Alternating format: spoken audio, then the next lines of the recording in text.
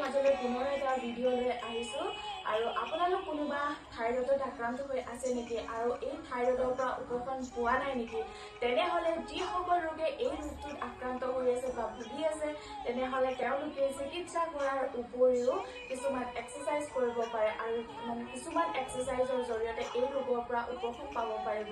আৰু যিসকলে থাইৰয়ডৰ সম্পৰ্কে নাজানে সেইসকলে জ্ঞাতাৰ্থে জনাওঁ যে থাইৰয়ড হৈছে আমাৰ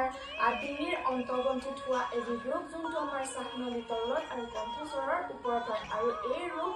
বংশগতভাৱে কেতিয়াবা হোৱা দেখিবলৈ পোৱা যায় মানে কিছুমান কাৰকৰ কাৰণে যদি পিতৃ মাতৃৰ থাকে তেনেহ'লে সন্তানৰ গালৈ অহা দেখিবলৈ পোৱা যায় আৰু বলক তেনেহ'লে আজি আমি এক্সাৰচাইজকেইটা আৰম্ভ কৰোঁ যিকেইটাৰ জৰিয়তে আমি থাইৰয়ড ৰোগৰ পৰা পৰিত্ৰাণ পাব পাৰোঁ।